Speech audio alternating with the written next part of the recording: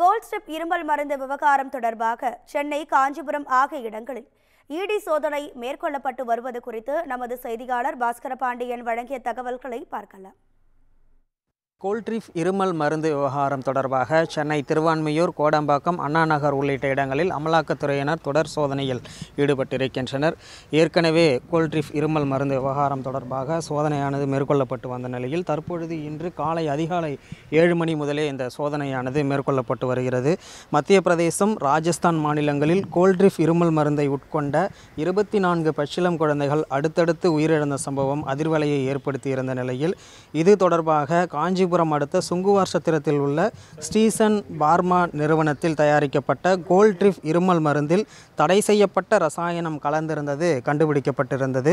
தமிழகம் உட்பட பல்வேறு மாநிலங்களில் கோல்ட்ரிப் இருமல் மருந்துக்கு தடையும் விதிக்கப்பட்டு உள்ளது. தற்போது இந்த சூழலில்தான் அந்த மருந்து விவகாரம் தொடர்பாக ஏற்கனவே தலைமறைவாக இருந்த அந்த மருந்து நிறுவனத்தினுடைய உரிமையாளர் ரங்கநாதன் சென்னை அசோக் நகரில் கடந்த வாரம் கைது செய்யப்பட்டு சைதாப்பேட்டை நீதிமன்றத்தில் ஆஜர்படுத்தப்பட்டிருந்த நிலையில் அவருக்கு டிரான்சிட் வாரண்ட் ஆனது வழங்கப்பட்டது சைதாப்பேட்டை நீதிமன்றத்தில். அதனை அடுத்து மத்திய பிரதேச போலீசார் அவரை அம்மாநிலத்திற்கு அழைத்து சென்று விசாரணையானது மேற்கொண்டு வந்தனர். இந்த நிலையில்தான் கோல்ட்ரிப் இருமல் மருந்து தயாரித்த ஸ்ரீசன் பார்பா உரிமையாளர் ரங்கநாதன் வீடு, அதாவது கோடம்பாக்கத்தில் இருக்கக்கூடிய அவருடைய ரங்கநாதன் வீடு மற்றும் அண்ணா நகர், காஞ்சிபுரத்திலும் அமலாக்கத்துறை அதிகாரிகள் இன்று சோதனையில் ஈடுபட்டு வருகிறார்கள்.